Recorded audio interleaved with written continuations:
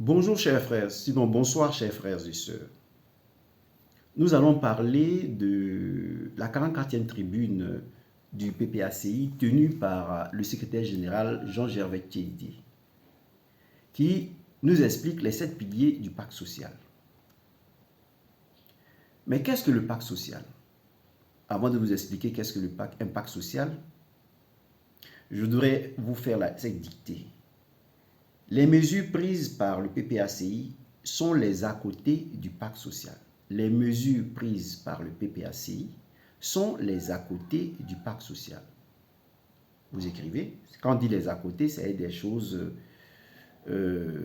disons, intermédiaires, supplémentaires, ce sont les à côté. Donc, dans le pacte social, nous avons des mesures qui vont s'introduire dans notre constitution et des mesures qui seront utilisées comme des moyens pour rendre l'Ivoirien heureux. Donc, les mesures prises par le PPACI sont les à côté du pacte social. Vous voyez? Donc, vous écrivez ça. Bon, je continue. Un pacte social, comme l'a dit la professeure Adam-Marie Clémence, ce pacte social n'est pas un programme de gouvernance, sinon on aurait parlé d'infrastructure. Ce pacte social vient pour dire aux Ivoiriens, vous voyez, notre pays a subi des modifications, comme le dit Jean-Jacques Rousseau. Notre pays a subi des modifications. Nous devons légiférer pour faire en sorte que les droits des citoyens soient respectés, que les citoyens ivoiriens accèdent au bonheur, au partage du gâteau, pour que les richesses du pays servent à tout le monde. Il nous faut légiférer. Donc, cela ne concerne pas le président Laurent Gbagbo seulement, ou les gens du PPACI seulement. Ça concerne les gens du PDCI, les gens du RDR, tout le monde. Parce que ce sont des nouvelles décisions qui sont prises. Et on va vous parler de ces nouvelles décisions et vous allez participer pour qu'on vienne renforcer notre constitution. Vous voyez, en 2016, Ouattara a parlé d'une nouvelle constitution parce qu'il voulait trouver un alibi pour dire qu'il va faire le premier mandat de la Troisième République, le deuxième mandat de la Troisième République, parce qu'il nous a fait croire qu'il faisait 2 mandats pour s'éloigner. Mais non, pour quitter le pouvoir, non. Il a fait la constitution pour avoir la possibilité pour dire « Ah, c'est le premier mandat de la Troisième République ». Mais on ne peut pas passer d'une deuxième République à une Troisième République quand l'intégrité territoriale du pays a été violée. Parce que le pays n'appartient pas aux Ivoiriens. Le pays appartient à des terreaux installés par la France elle-même qui a bombardé la résidence du président Laurent Gbagbo, par l'ONU qui a bombardé la résidence du président Laurent Gbagbo. Et qu'est-ce qu'on constate aujourd'hui? Vous êtes venu bombarder et le monsieur est sorti innocent. Donc, on remet en cause tout ce que vous faites parce que, à la fin, vous avez installé quelqu'un à qui vous donnez des ordres, c'est un gouverneur, que nous appelons un dictateur, Alassane Ouattara. Donc, nous sommes dans le cadre d'une colonie.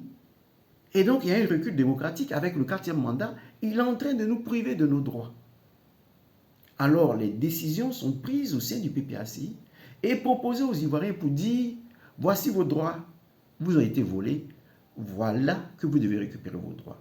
Alors, je vais vous dire les grandes décisions qui sont prises pour fixer les clous lorsque nous allons venir au pouvoir. Il y aura un référendum et tout ce que vous allez décider sera introduit pour limiter l'autorité de ces personnes qui sont venues, qui ont violé notre intégrité territoriale et qui nous gouvernent comme si nous étions dans une colonie. Alors, je vais me servir de la Constitution. Qu'est-ce qui est dit? Droits et libertés fondamentaux des citoyens. On dit, nous avons le droit à la vie, à la dignité. La personne humaine est sacrée et inviolable. Le droit à la vie est garanti et la peine de mort est abolie. C'est ce qui est dit ici. Mais est-ce que c'est à cela que nous assistons en Côte d'Ivoire? Non. La dignité humaine est bafouée. Parce que tu dis, il y a le mur de la honte, on te met en prison. On vient, on se saisit de toi. Regardez ce qu'ils ont fait au lieutenant Bawa. La dignité humaine, la dignité humaine est foulée aux pieds. Pourtant, ça fait partie de votre constitution de 2016. Le campement, Koumassi campement, c'est la dignité humaine qui est violée. C'est un droit, ce sont des droits constitutionnels. Vous voyez? Alors, liberté publique. On dit, ce que je voulais dire, c'est que vous, la dignité humaine, parce que vous mettez des enfants, un papa, sa famille, sous la pluie. L'enfant regarde son papa et puis se dit, moi je croyais que mon papa était fort pour me protéger. Il est sous la pluie, il pleure comme moi. C'est la dignité humaine. Cet enfant-là ne respectera plus son père. Parce qu'il va voir que son papa, qu'il voyait protecteur, Superman, ne peut pas le faire. Vous violez la dignité humaine. Liberté publique. Les citoyens bénéficient de la liberté de pensée, d'expression, de conscience et de religion, ainsi que la liberté de la presse. Alors comment quelqu'un peut tenir les réseaux sociaux et vous le mettez en prison parce qu'il a parlé? Comment quelqu'un peut dénoncer le mur de la honte, vous le mettez en prison? Comment quelqu'un peut dénoncer Koumassi Campement, vous le mettez en prison? La liberté d'expression, vous attaquez aux opinionnistes sur les réseaux sociaux, aux analyses politiques sur les réseaux sociaux. C'est les droits qui sont violés. La liberté d'aller et venir, nous on ne peut pas entrer au pays. Parce que si on entre au pays, on va nous mettre en prison. Alors que normalement, notre constitution nous permet de circuler, de parler. Nul ne peut être contraint à l'exil. Vous voyez, l'intégrité physique. La constitution interdit formellement l'esclavage, la torture, le travail forcé, les mutilations génitales et la traite des êtres humains. Alors que là, on utilise les parties génitales des femmes pour faire des médicaments. Il y a une vidéo là-dessus, je vais vous présenter ça après. Égalité de tous devant la loi. Tous les citoyens sont égaux devant la loi, sans discrimination d'origine, de race, d'ethnie. Alors qu'ici, il est parlé, il est dit que si tu appartiens au rattrapage ethnique, tu as des droits qui sont liés aux autres. Éducation et santé. L'État garantit à tous les citoyens l'égal accès à l'éducation, à la culture et à la santé. Le droit de propriété, le droit syndical et de grève. On a mis les gens de la police maritime en prison alors que le droit syndical est garanti. Je vous ai cité tout ça pour vous dire que le président Laurent Gbagbo a pris des mesures importantes. Il dit le juge qui met en prison quelqu'un qui s'est exprimé, qui a la liberté de s'exprimer, qui met en prison un gréviste, quelqu'un qui a fait la grève, comme ceux de la police maritime. Il dit ceux-là seront poursuivis, les juges seront poursuivis et mis en prison eux-mêmes. Il a dit, au niveau, par exemple, la santé est en train d'être privatisée. On n'a pas le droit de privatiser la santé. L'assurance universelle vie va permettre aux gens qui sont pauvres d'avoir aussi accès à la santé. L'école est privatisée. Il dit il faut que l'école soit obligatoire jusqu'à 18 ans. Les manuels scolaires soient donnés aux enfants. Les uniformes soient supprimés pour ne pas que des enfants ne puissent pas aller à l'école parce qu'ils n'ont pas d'uniforme, parce que leurs parents sont pauvres. Donc, ce sont des éléments importants qu'on va introduire dans notre constitution de demain. Il dit, parce qu'il y a le droit de vote aussi, il dit, les juges comme Ibrahim Kubier, comme Nanaba Kamara, qui occupent de hautes fonctions, de hautes juridictions, ne doivent plus être nommés, mais élus. Vous voyez, ce sont des éléments qui viennent renforcer la constitution ivoirienne, au vu de ce qui s'est passé. Parce que le rattrapage ethnique a fait que nous avons perdu des acquis démocratiques. Vous voyez, le président Gbagbo est venu, il y a eu le multipartisme, maintenant on veut briser le multipartisme, aller au parti unique. J'ai vu quelqu'un qui défendait, qui attaquait Kubier à la télévision, et puis à la fin, il nous dit, ah, il faut que les élections peuvent être organisées par le ministère. Vous voyez, c'est ce jeu-là, cette ruse. Ils font semblant, on leur permet de critiquer Kubier, mais à la fin, de revenir sur leurs décisions, de revenir au parti unique. Eh bien, si on revient au parti unique, c'est qu'on n'a rien fait. La démocratie n'a pas été instaurée. Donc, tout ce dont le président est en train de parler dans le pacte social vient pour nous donner une constitution renforcée, mais qui impose des limites aux juges, qui impose des limites. Parce qu'on dit élection et non nomination, c'est fini. Tu ne peux pas choisir un président de la Cour constitutionnelle. Parce qu'il est dit que la corruption sera attaquée. Même si tu es le proche d'un chef d'État, du chef d'État, et que tu es pris pour corruption, eh bien, tu vas faire la prison. Parce qu'à cause de la corruption, tout le monde n'a pas accès au travail. On passe des concours et il y a des gens qui ont des listes de 10 personnes. La maire de San Pedro parlait de ça. Que oui, elle a des postes, mais c'est choquant. Eh bien, c'est dans ce pays-là que nous vivons. Il y a des gens qui sont capables de passer des concours et d'être choisis, mais non. Il y a des postes qui sont réservés aux gens du rattrapage ethnique. Eh bien, cette corruption-là, on donne de l'argent pour avoir des postes, cette corruption doit finir. Donc, au niveau du travail, le droit au travail, le droit à l'éducation, tout ça, le président dit, il a pris des mesures. Et donc, c'est de cela qu'il s'agit. Mais ici, je vais vous laisser en résumé ce que nous dit Jean-Gervais Tchéidé sur les grandes mesures qui sont prises, qui sont comme des moyens, les à côté du pacte social, sont les moyens pour rendre l'Ivoirien heureux. Écoutez ces mesures prises par le PPACI. Avant de vous faire écouter le secrétaire général et les mesures prises, je vais vous donner la correction de la dictée. Les mesures prises par le PPACI sont les à côté du pacte social. Sont les à côté. Mettez S et ici A, trait d'union côté. Je suis à côté de quelqu'un, on ne met pas trait d'union. Mais ici, les à côté, ça veut dire les choses supplémentaires. Donc, on met à côté, trait d'union. Vous voyez? On peut dire ça, c'est un à côté de notre problème. C'est-à-dire, c'est un problème supplémentaire. Vous mettez, voilà. Donc, vous écrivez comme ça. Voilà. Donc, vous écrivez de cette manière. Accentuation de la délinquance juvénile. Drogue, alcool, prostitution, vol, etc. Au départ, considérée comme un fléau urbain, la drogue est répandue aujourd'hui à l'intérieur du pays et même dans les villages. Ainsi, en zone rurale, les vols de cacao, de café, d'EVA et de graines de palme sont devenus monnaie courante aux grandes dames des populations paysannes. Face à l'absence ou à l'insuffisance des moyens des forces de défense et de sécurité. L'existence du phénomène des enfants en conflit avec la loi appelée microbes.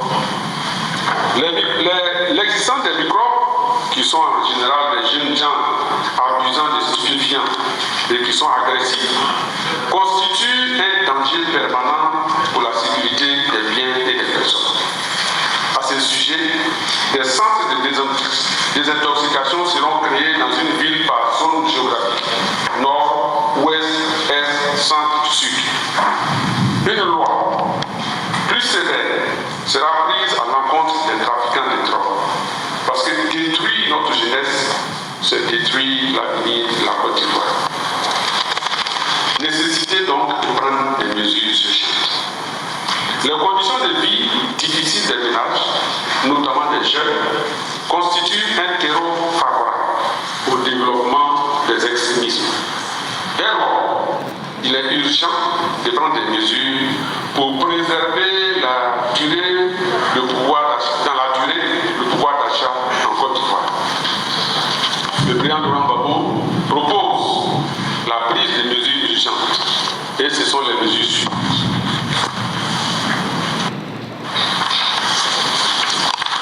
Renforcer les revenus des ménages.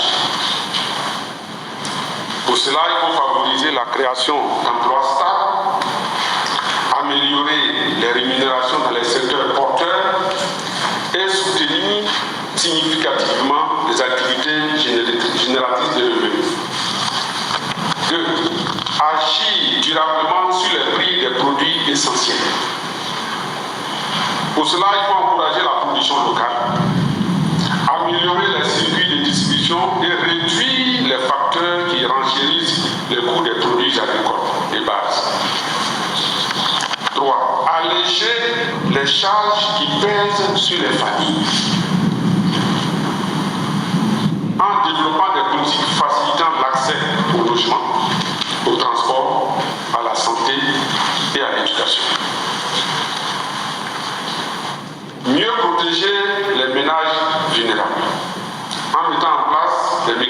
ciblées d'accompagnement pour les populations les plus exposées aux difficultés économiques.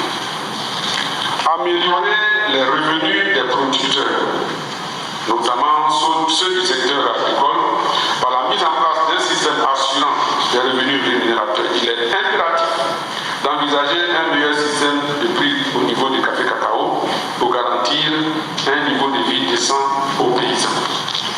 Programmer et accompagner une transformation accélérée des produits locaux, notamment des produits agricoles.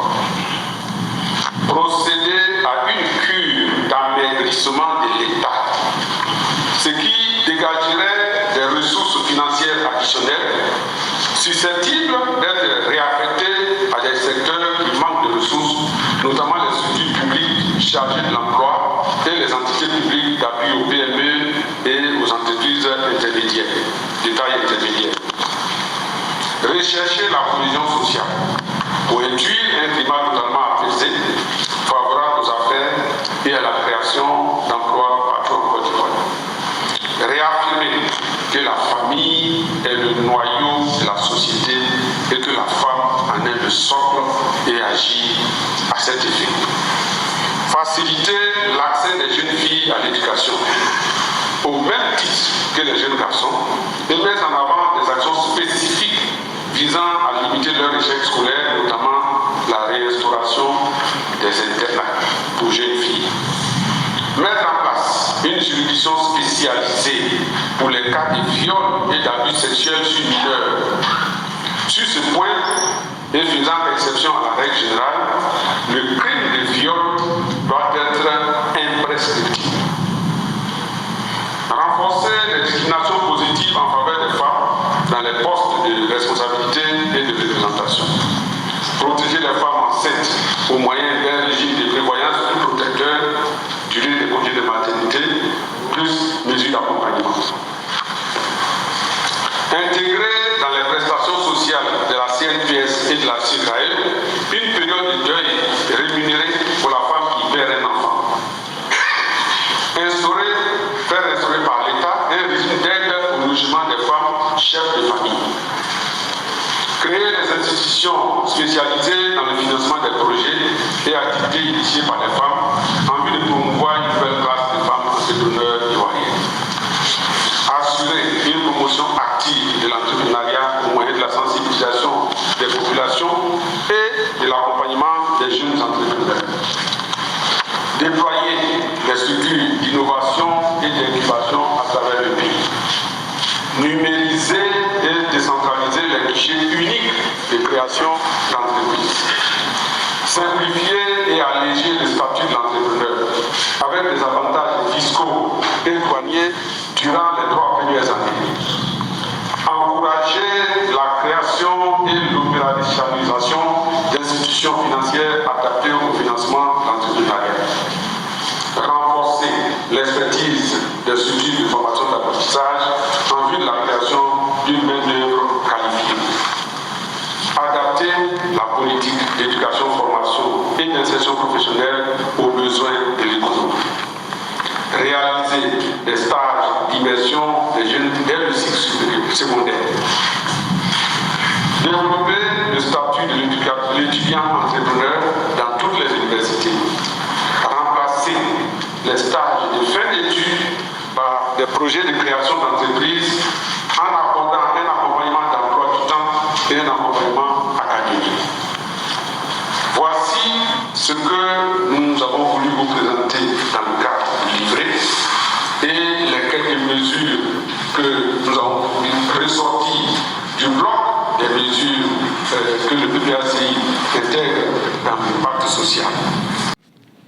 Les mesures prises par le PPACI sont les moyens pour rendre le peuple heureux. Sinon, je vous ai parlé des limitations. Vous voyez, parce que dans ces 7 piliers, le secrétaire général Jean-Gervais Théidé a parlé des grandes décisions. Le PPACI, à travers ses ambassadeurs, comme Dominique Bessé Haute, qui est chargé de la famille, de l'enfant, de la famille, vont vous approcher et vous allez parler avec eux. Et on va venir introduire ça dans notre pacte social. De telle sorte que, une fois que nous sommes au pouvoir, on va faire un grand référendum pour que notre constitution soit renforcée. Voilà la démarche que nous sommes en train d'entreprendre. Vous voyez, ce n'est pas un programme politique. Voilà pourquoi professeur Adam Marie-France vous dit on ne parle pas d'infrastructure. Parce que ce n'est pas un programme. Ne voyez pas ça comme un programme. Ici, on va introduire ça dans notre constitution pour renforcer notre constitution. Pour que les juges ne soient plus nommés, les juges qui utilisent les postes qui sont au Conseil constitutionnel ne soient plus nommés, mais élus. Élus. Et on va veiller à ce qu'il n'y ait pas de corruption au moment des élections. S'il y a corruption, tu vas en prison. Vous voyez? Donc ça, ce sont les moyens. Il parle des moyens. Comme il dit, les affaires seront jugées. Par exemple, pour qu'on sache qui sont les vrais témoins, ce sont les moyens. Donc, ici, le secrétaire général vient vous parler des moyens. Il vient vous parler des moyens. Et chacun de nous doit apporter sa contribution en proposant des idées.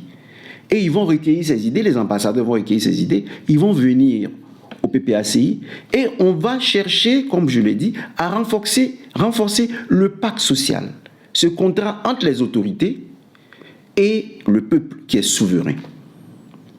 Voilà ce qu'il faut comprendre. Bon, avant de terminer mon exposé, mais je communique avec ma sœur Chantal, parce que c'est un volet qui fait partie de notre droit. Donc moi, en météo politique, j'aborde ce volet. C'est des droits à la tolérance religieuse. Alors, je voudrais ici qu'il y ait un dialogue entre ces gouvernants-là qui appartiennent à une secte et l'évangile de Jésus-Christ. Parce que je ne repose pas sur moi mes interprétations. J'interprète les versets de Jésus-Christ. Alors, on parlait du bien et du mal. Vous voyez, dans leur secte, il est dit qu'on aura une perpétuelle fin, un perpétuel recommencement. Et il n'y aura pas de fin. Lorsque Jésus dit « dehors », quand je vais fermer la porte, « dehors », il y aura des pleurs et des grincements de dents, ça veut dire l'enfer. Ils ne croient pas en l'enfer. Parce qu'ils se disent qu'il y aura une perpétuelle fin et un perpétuel recommencement. Pourquoi? Parce que pour eux, ils se disent que la conscience de Dieu était déjà dans la matière. Ils vont jusqu'à dire que le serpent Ouroboros vomit la matière. Eh bien, Jésus nous dit que c'est faux. Alors, vous prenez l'évangile de Marc au chapitre 4, versets 26 à 29. Il est dit, il en est du royaume de Dieu comme d'un homme qui aurait jeté du grain en terre, qu'il dorme et qu'il se lève nuit et jour, la semence germe et pousse. Il ne sait comment. D'elle-même, la terre produit d'abord l'herbe, puis l'épi, puis plein de blé dans l'épi, et quand le fruit s'y prête, aussitôt il y met la faucille, parce que la moisson est à point. Ici, Jésus nous dit comment on est arrivé à la création du royaume des cieux. L'homme dont on parle, c'est Dieu qui est une personne. Ce n'est pas une lumière qui éblouit les gens, c'est une personne. Donc Dieu, nous sentons, nous pensons, nous jouissons du bonheur. Eh bien, Dieu est une personne. Alors, il nous dit ici, Jésus nous dit, avant que Dieu ne vienne moissonner la terre d'elle-même produisait la matière. Pendant que Dieu était dans son monde et il ne savait pas ce qui se passait en terre. Qu'il dorme ou qu'il se lève, la terre d'elle-même produit l'herbe, l'épi, jusqu'à ce que le temps de la moisson arrive pour que Dieu descende pour moissonner. C'est quand Dieu descend pour moissonner que la création a lieu. Alors, on part dans le premier passage de la Bible, dans le livre de la Genèse, au commencement, Dieu créa le ciel et la terre. Mais avant que Dieu ne crée le ciel et la terre, il y avait une terre incréée et il y avait un ciel incréé. Cette terre d'elle-même qui produit l'herbe, le blé et tout ça, c'est une terre incréée qui existait bien avant la création. C'est cet abîme. Vous voyez, où je vous ai dit que considérez que Dieu est le soleil au centre. Et nous sommes à la périphérie, comme si nous étions où vivent les Vikings, entre la fin de la lumière et le noir, et où le soleil n'arrive pas. Donc nous sommes à la frontière de l'abîme et des rayons qui viennent de Dieu. Et nous sommes donc dans la matière. Mais Dieu dit, pendant que la terre d'elle-même, la matière d'elle-même, faisait des choses, il y avait une perpétuelle fin et un perpétuel recommencement. Ça concerne ce devenir-là dont on parle dans la franc-maçonnerie, dans les sectes. Le monde en devenir ne concernait pas Dieu. Dieu, lui, il était dans son monde, tourné vers ce qu'il produisait. Mais ces vibrations sont telles que l'abîme, comme le dit Einstein, on est à l'horizon, comme on dit, à l'horizon des événements. C'est-à-dire, il y a un trou sans fond. Et nous sommes à la limite. Vous voyez? Donc, les vibrations, quand ça vient, entre la terre et l'abîme, c'est comme la glace. Plus le monde se réchauffe, plus la glace, les icebergs sont en train de se fondre. Vous voyez? Donc ici, Dieu, il est une personne, mais il dégage de l'énergie telle que il impose à l'abîme des limites. Il impose au trou noir des limites. Et c'est à la frontière qu'il y a une bataille entre la paralysie, la mort et la vie. Les rayons, les vibrations qui viennent de Dieu sont vie. Et l'abîme est mort. Et donc, ça se bat. Mais Dieu, ça ne le concernait pas. Sa conscience n'était pas dedans. Donc, perpétuel fin et recommencement, c'est ce que Jésus nous dit. La terre d'elle-même, la terre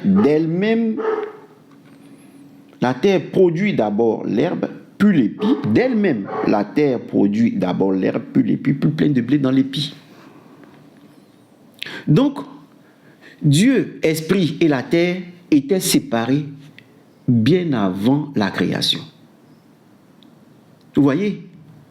Pourquoi? Je vais vous expliquer ça demain. Pour vous montrer comment l'esprit était comme protégé par une carapace qui est la matière. Donc, la mort ne pouvait pas atteindre Dieu, arriver, parce que Dieu, par ses vibrations, par sa force qu'il dégageait, imposait à la mort des limites. Mais lui, il ne s'occupait pas de ça.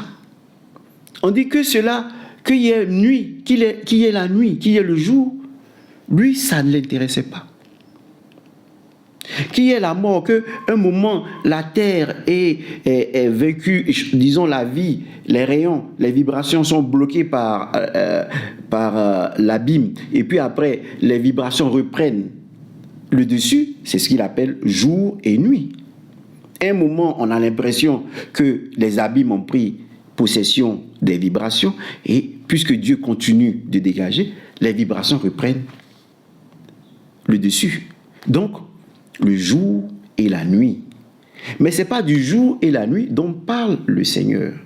Au moment de la création, quand il créa le ciel et la terre, il y eut un jour, il y eut un matin. Non, ce n'est pas de cela qu'on parle.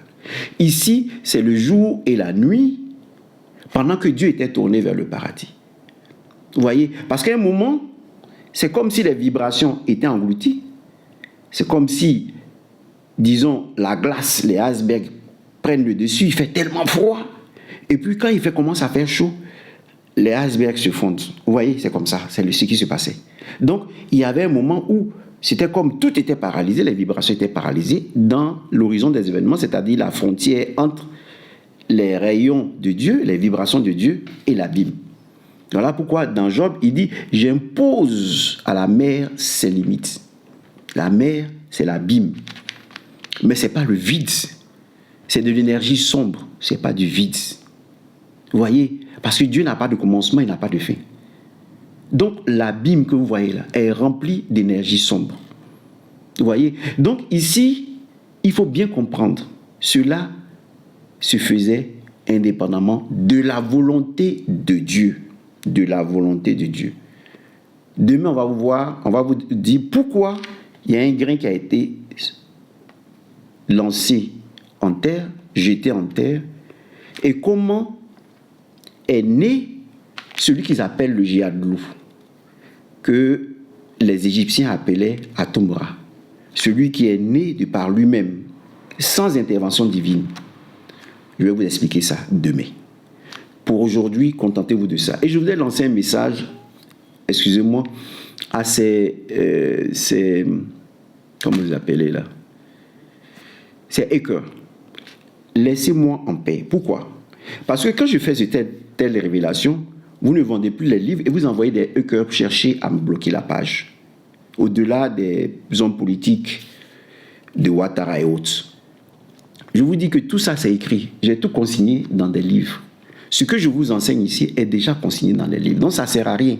Le copyright m'appartient déjà. Ce n'est pas en fermant ma page, en prenant mes 1104 vidéos, et maintenant, vous allez vouloir exploiter pour vous dire que c'est vous qui avez inventé.